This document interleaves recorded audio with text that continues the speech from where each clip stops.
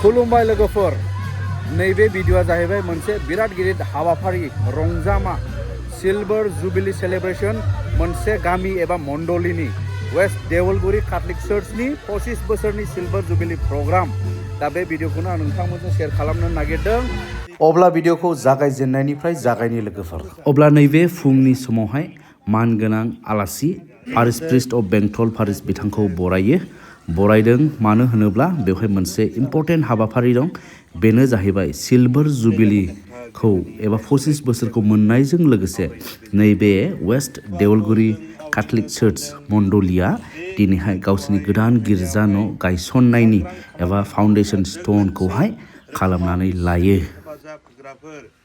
आंनो होनाय इसोरनि बोर बायदि आं सासे आखा फाखा न' लुग्रा बायदि गासैयावबो आरो गुबुन सोरबाया इसोरखौ हामबाय होनो थाङि बे गामिखौ जोंनो बादि इसोरा खोनाजासे बाख्नायजाथों नोंसोरखौ बोर होथों आरो अन्नानै नोंसोरनि गासै लुबैनायफोरखौ जाफुंहोथों आमीन गासै गोबाहाग्रा इसोरा बिफा आरो बिसा आरो गोथार जिउआ नोंसोरखौ अरायसम बोर होथों आमीन।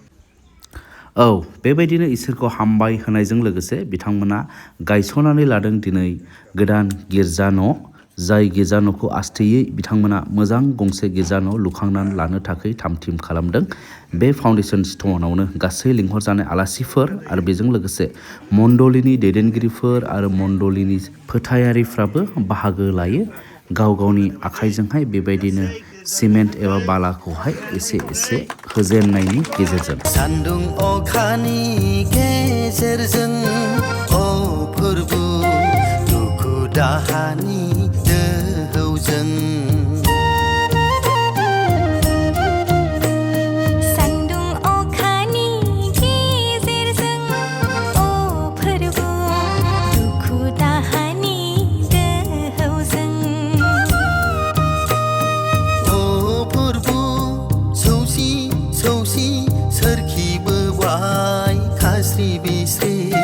आरोबाव जोङो जिउ खुंबोबाय बे मण्डलियाव अन्थाव बाथाव गोथार बे मण्डलि देवलगुरिनि काथलिक मण्डलि बियो जोंनि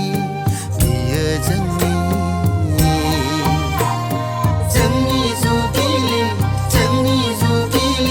जोंनि रुफाथि सान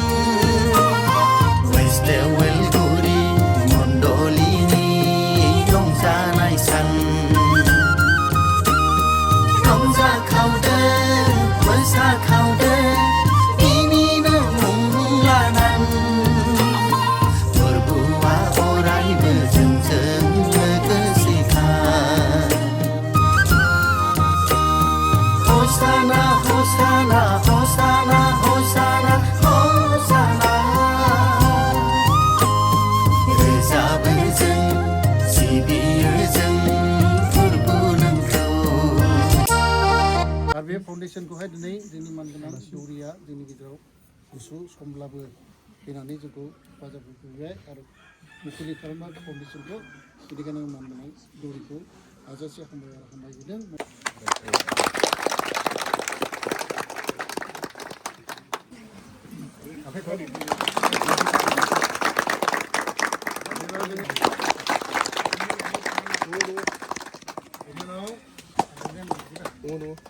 बिनि उनाव जोङो बरायगोन बिनि उनाव दङ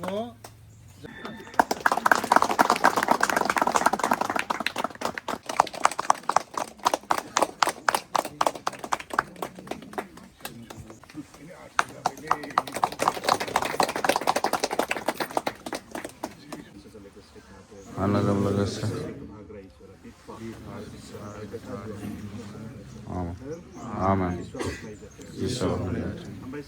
थाबायगासिनो दं हानजा सुरनाय जुबिलिनि नामाव इसोरखौ हामबाय होनाय बे रिलिफ खालामनायफ्राव गासैबो उन्दै गेदेर नोंफ्रावबो बयजोंबो लोगोसे थानानै आशीर्बाद खालाम औ लोगोफोर दा नोंथांमोना नुसिगोन वेस्ट देवलगुरि कैथलिक चार्चनि गासै रायजो राजाफोरा रंजानायजों दिनै हानजा सुरनाय हाबाफारियाव बाहागो लादों। उन्दैनिफ्राय बोराय बेन्थ बुरै गासैबो माने रंजानायजों इसोरखौ हामबाय होनायजों बे हानजा सुरनाय हाबाफारि।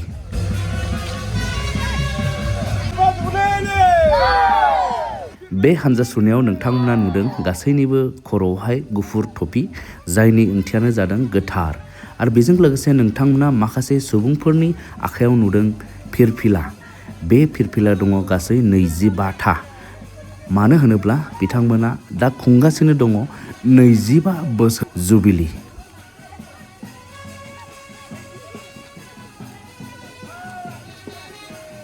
आरो बिथांमोना नैबेहाय माखासे दैदेनगिरिफोरखौ गारिनि सायाव दैखांनानै मान सन्मानजों बे हानजा सुरनाय हाबाफारियाव लानानै थांदों। मानो होनोब्ला नैबे बिथांमोनानो गिबि दैदेनगिरि नैबे वेस्ट देवलगुरि कैथलिक चार्चनि।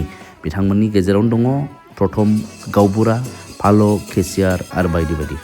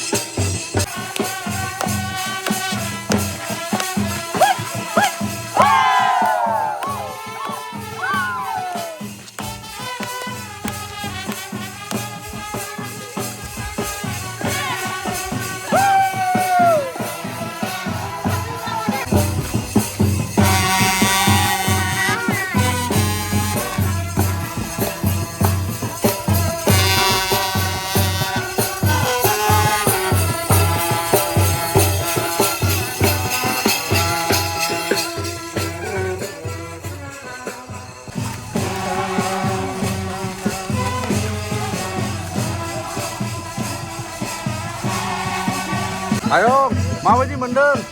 मोजां आयं मोजां। बिराद रंजानाय। रंजानाय बाथ्रा। औ नेयै जों 25 मायथाइखौ बेयाव थाबाय इसोरनि अननायजों। नोंथांमोनखौ मान गोजौआव गाखोहोदों। जों दाखालि गोदोनिफ्राय पुराना फाउन्डार जाबो औ गावबुरा फालो भरालि औ नैबे बिथाङा जागायजेननायनिफ्राय गावबुरा औ गासै गाखोहोदों। पुराना दैदेनगिरिफोर। पुराना दैदेनगिरिफोर औ 2001निफ्राय आच्छा 2001निफ्रायनो 2001निफ्राय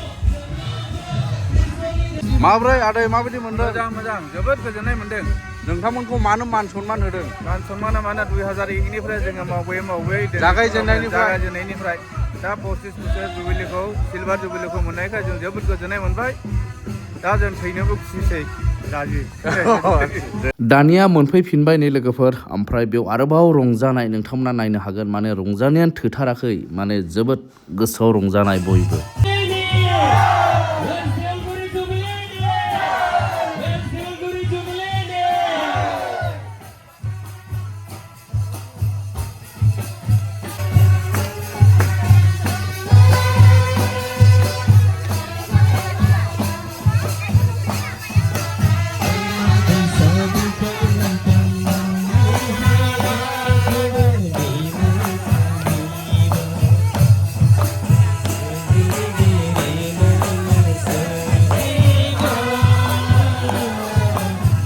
बे समाव सासे आलासिखौ बरायबावदों बिथाङानो जाहैबाय आमाय नबिन बिथाङा माने दा बेलासिनि मोनसे सेसन लागोन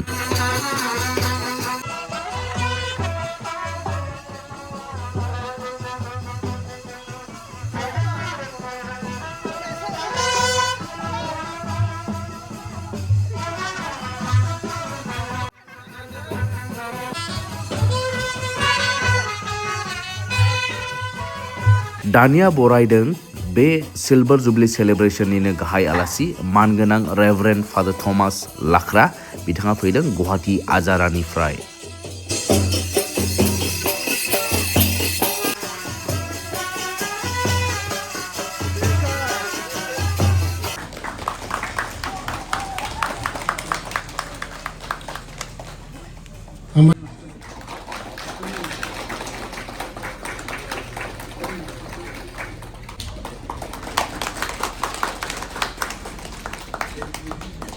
दा बेनो जाहैबाय जोंनि प्रथम बेखेवना गायसननाय गावबुरा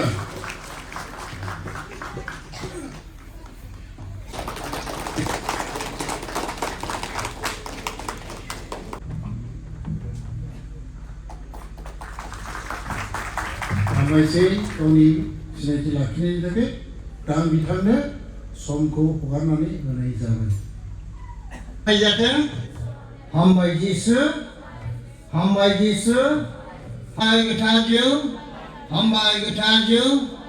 हामबाय मारिया जिसुआ बाख्नाय जाथों मनलिनि आसल ओंथिया मा मनलिनि सोदोबथिया एग्लिजिया भाषा बियो लिंहरबाय हालेलुया जिसुआ बाख्नाय जाथों एग्लिजिया भाषा दिनै जों मान फैदों सोरबा बुंगोन आं गोसो मोदोम जिउ होनानै फैदों बे नंखाय बिनि प्रमाणखौ माबोरै होनो हागोन एग्लिजिया भाषाजों बियो लिंबोबाय बा बियो लिंबाय जों साफ्रोमबो मण्डलियारिफोर माने इसोरजों लिंजानायफोर आरो जों बहाय इसोरजों लिंबो जादों बे समावनो बे हाबाफारिनि साजायनायफोर एबा डेक'रेशनखौ आं नोंथांमोननो दिन्थिनि नैबेयाव बानायदों नै मोनसे सेल्फि पइन्ट जेराव लिरनाय दङ 25 सिलभार जुबिली बेनिफ्राय नैबेवहाय गोलावै मोनसे लिस्ट बानायना होदों बिथांमोना बै जागायजेननायनिफ्राय माने सोर सोर बिथांमोना बे मण्डलियाव दैदेनगिरि हिसाबै मावबोखो आरो बेजों लोगोसे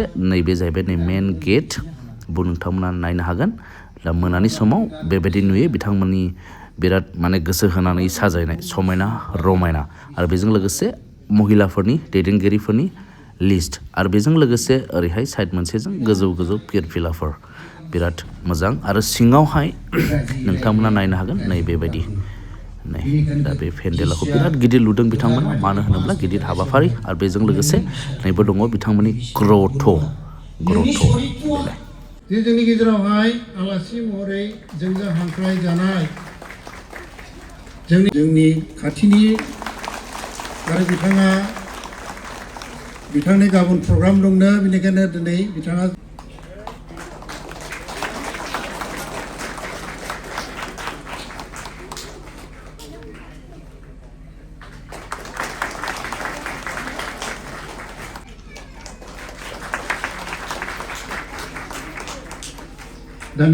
दानिया बयनिफ्रायबो गोनांथारसिन हाबाफारि बेखौ बुङो मिसा बुलि बावनाय दा बियो जागायसिगोन नोंथांमोना नायलांनो हासिगोन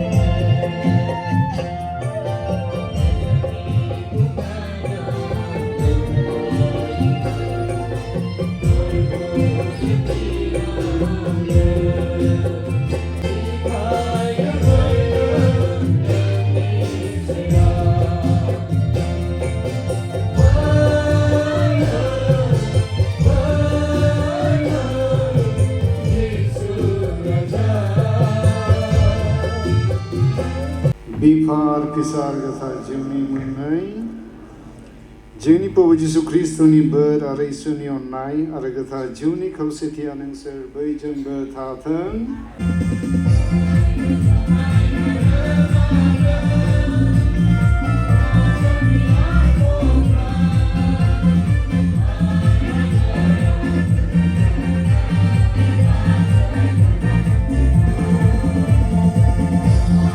मोनसे नोगोराव सानै मानसिफोर दंमोन, सासेया गोनां आरो सासेया हावरिया।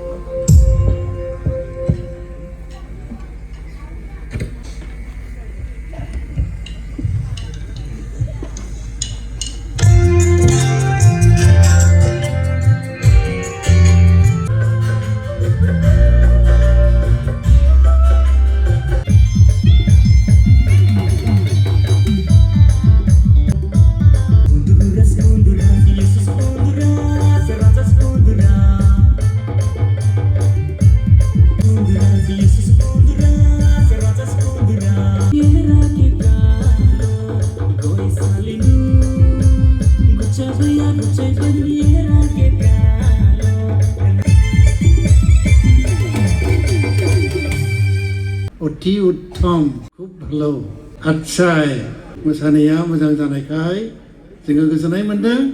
जोंनि गेजेराव नुजाफैनानै जोंखौ गोजोन होफैबाय, जोंजों कअपारेट खालामफैबाय। बिसोरनि सायाव नों आशीर्बाद खालाम, बिसोरनि परिबार, बिसोरनि गासै संसार जानाय नों हेफाजाब होगोन होननानै जोङो मिजिं थिदों। दानिया जाहैबाय नेक्स्ट डे बेखौ जागायदों आङो बेदर गोदानायनिफ्राय लोगोफोर। मानो होनोब्ला दिनैहाय मेन हाबाफारि एबा फाइनाल दिन सेलेब्रेशना। दा बेवहाय संनाय खावनाय बिथांमोना गोबां रायजोफोरनि थाखाय गोबां आलासिफोरनि थाखाय जानाय लोंनाय बानायदों। बेखौ जों एसे नायनि माबायदि थामथिम। बिदरनि मेनेजारा आठमन सेरब्रैखौ आठमन खम 8 मन। आठ मासे दंबावो नै ए ओरैनो बाजेना बेसेबां जाहैगोन? 10 मन 10 मन अमाया ओमफ्राय दाउ दं। दाउआ ओरैनो औ महनबासो महनबा दाउ औ बेनोसै औ बेनोसै।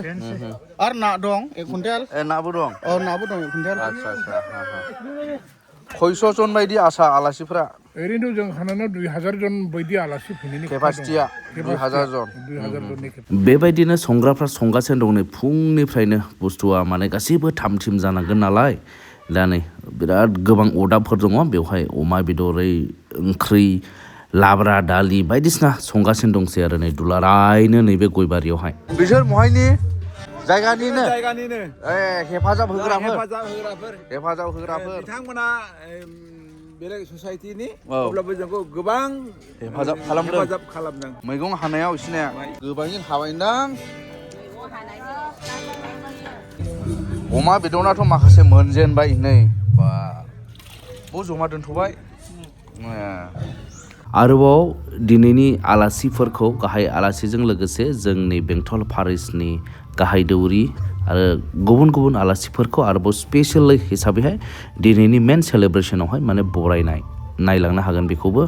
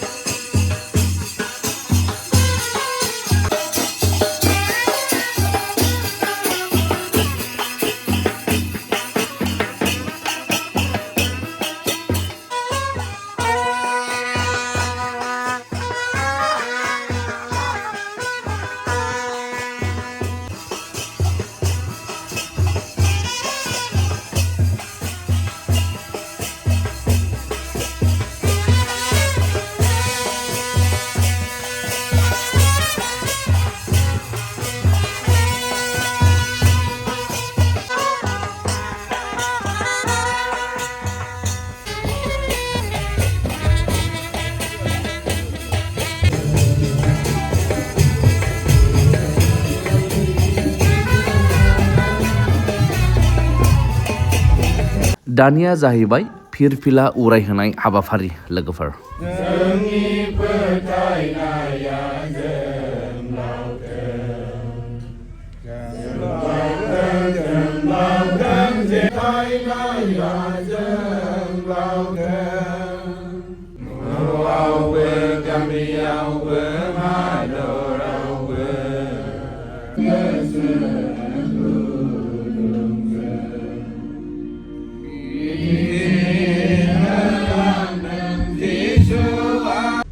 जोंनिनो बेंटल पारिसनि पारिस प्रेस डाइरेक्टर भारत गामिखौ खावलायनाय थाबाय जाहाथे बिथाङा बे फिरफिलाखौ उरायनानै जोंनि फोथायनायखौ जेन' देरगाहोयो खावलायनाय थाबाय मानगोनां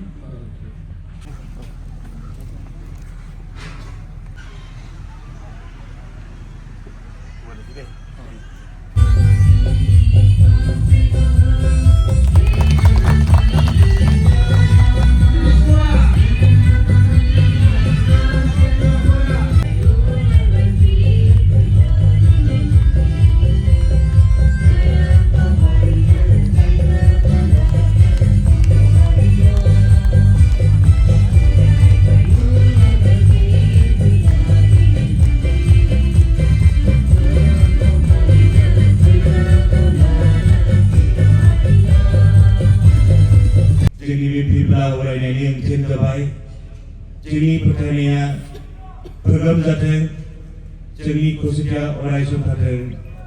बे फिरफिलाया जोंनिफ्राय जौसिन आरो जों गोजान जायगानिफ्राय जोङो नोजोर होनो हायो। बेबायदिनो जोंनि फोथायनायाबो जों बे उल्फाथि बोसोरखौ मानिनानै फैगौ गल्डेन बोसोरसिम जों साबसिन मोजांसिन जिउ खांलांनो हानाय बायदि। अब्ला बे समावहाय बेयाव हांख्रायजानाय आलासिफोर आरो गासै आलासिफोरखौ खाथि खालानि जेसेबां बाहागो लाफैदों बिथांमोनखौ बरायदों। बोबाय खास्रि बिस्रि आरोबाव जोङो जिउ खुंबोबाय बे मण्डलियाव अन्थाव बाथाव गोथार बे मण्डलि देवोलगुरिनि काथलिक मण्डलि बियो जोंनि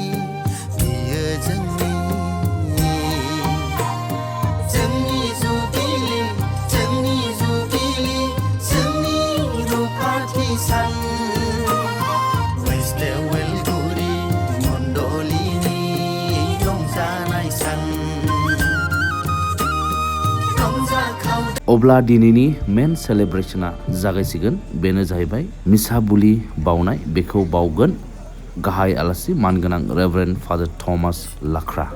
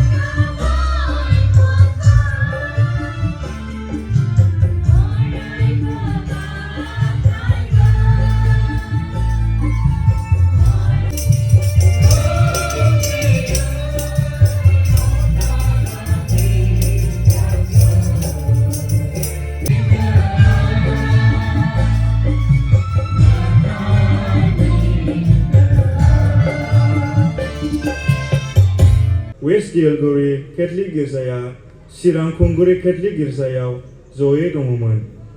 नाथाय गोबां उसुबिदानि थाखाय जों 17 नखर गावनानै 2001 मायथाइयाव गुबुन जानानै फैयो। मानोना बे चिरां खुंगुरि मण्डलियाव गोबां सान्दुं अखा दै बाना हाब्रु दैब्रु गासोमनानै हर सान जों इसोरखौ खुलुमनो थाङोमोन। बे गासै उसुबिदाफोरनि थाखाय जों जोबोद खस्थ' मोननायलाय जोङो उपाय गैयैयाव गुबुन जानानै फैनांदों।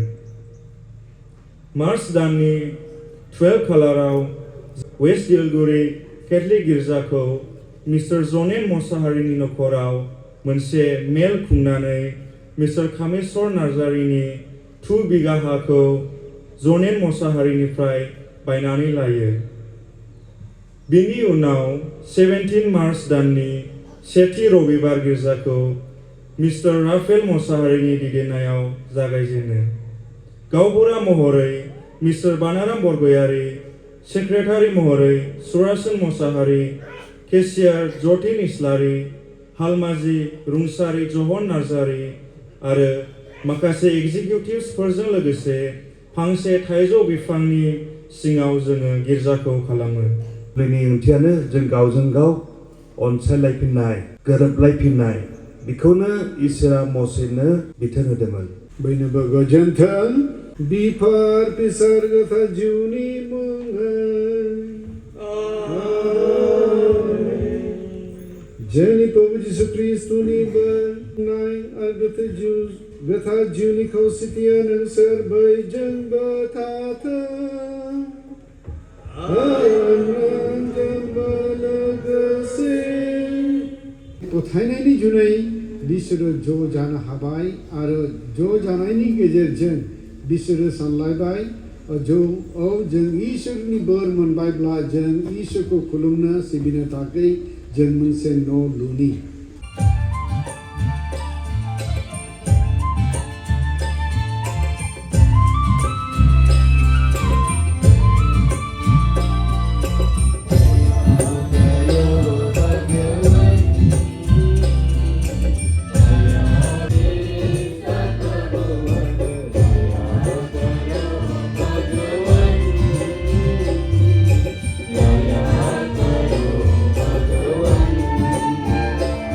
जायहा फोरबोनियाव भरसा खालामदों आरो इजराइलनि बासिनानै थानायफ्रा गोरोन्थि मावनाय नङा।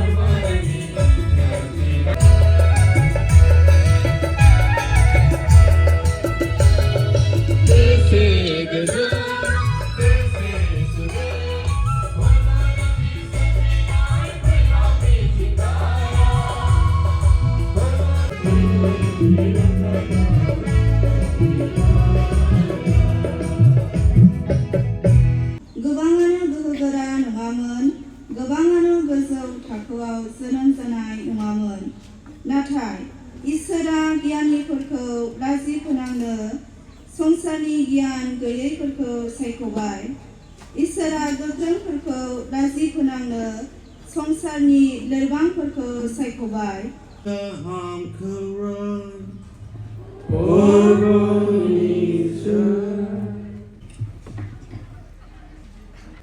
जिसुआ दाफाफोरखौ नुयोब्ला हाजोआव गाखोबाय बियो जिरायोब्ला बिनि सोलोंसाफ्रा बिनियाव फैबाय अब्ला बियो बिसोरखौ फोरोंनो हमबाय जिउआव हावरियाफ्रा बोर होजाग्रा मानोना सोरगो रायजोआ बिसोरनिसो जोंनि मिसननि दौरिफोर बिसोरनि हेफाजाब होग्राफोर आरो गासै खृष्टानफोरनि अरायबो अनलायनाय आरो खौसेथियाव थानो हानाय बायदि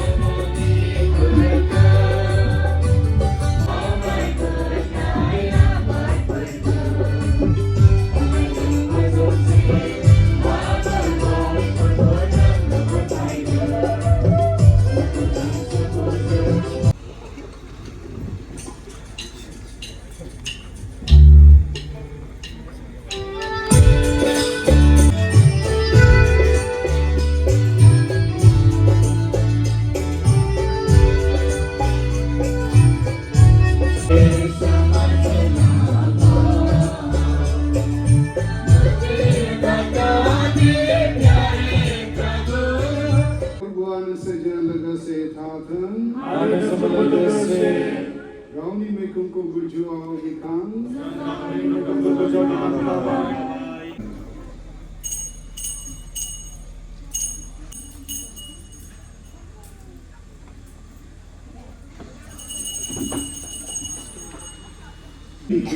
गोदान आरो जोबनो गैयै रोगानायनि थै जाया नोंसोरनि आरो गोबांनि पापफोरनि निमाहा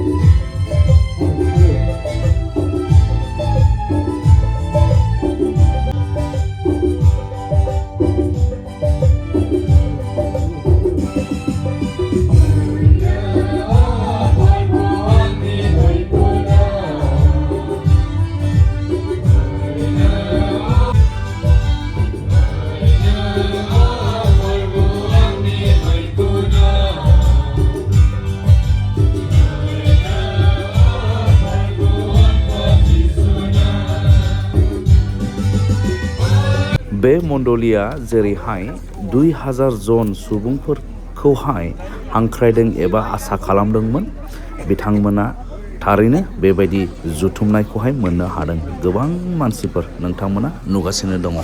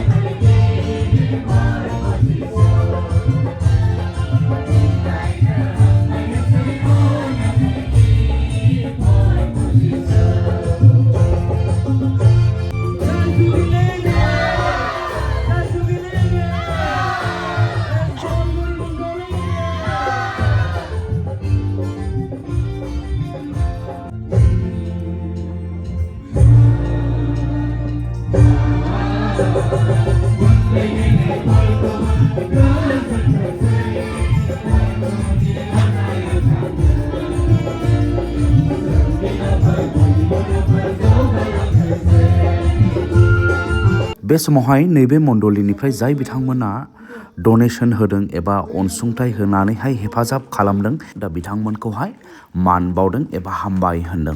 बेजों लोगोसे जाय बिथांमोना स्पेशल इनभिटेसन मोनदों बिथांमोनखौबो मान होदों। जोंनि जुबिलि जोंनि जुबिलि जोंनि रुफाथि सान वेस्ट देवलगुरि मण्डलिनि रंजानाय सान रंजाखावदो मोसाखावदो बिनिनो मुं लानानै फोरबोआ अरायबो जोंजों लोगोसेखा Hosanna, Hosanna, Hosanna, Hosanna, Hosanna. रोजाबो जों सिबि 25 years Silver Jubilee ni cake cutting ceremony.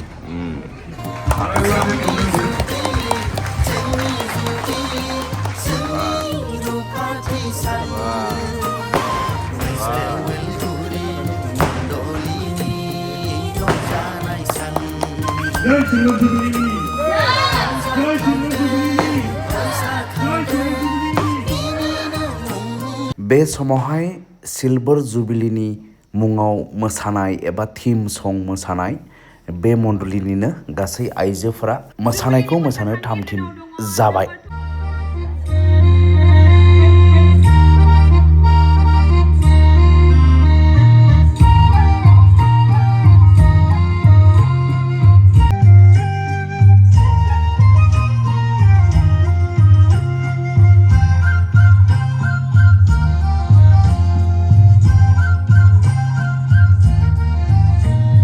सान्दुं अखानि गेजेरजों अ फोरबो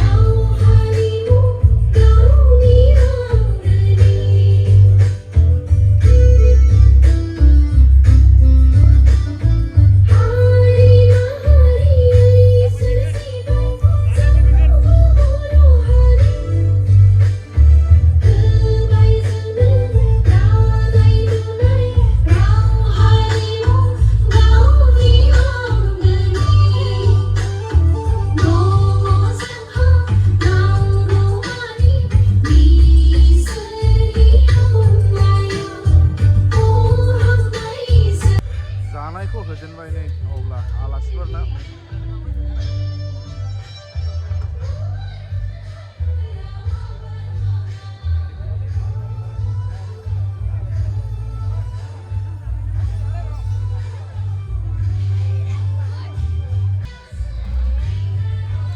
मादै नोंसिनि टीमखौदो नोंसिनि ग्रुप मामोनलाय नोंसिनिया फुंबिलि केटारिं ग्रुप फेमास गासै बेंटलाव पुरानासिन केटारिं ग्रुप बेंटलाव औ गासिनो दं नै अमा बेदर नङालाय मैथो पार्टि जानाय जोंनिलाय बा जाना हो बा होना हो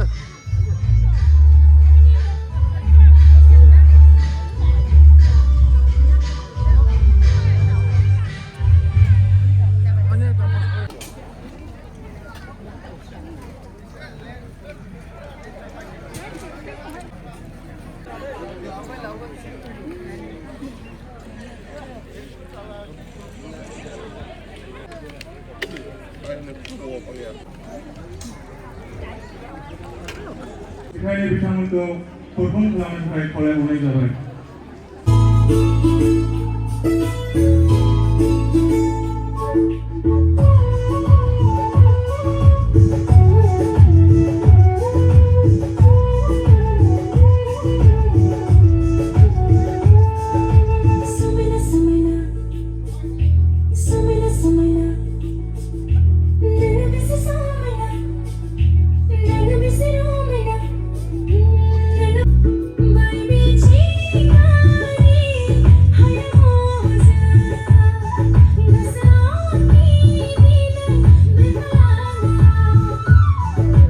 बे समाव आङो जेखाय आरो खबाय मोसाखावरिफोरखौ दिन्थिफुंनो थाखाय खावलायहरनाय जाबाय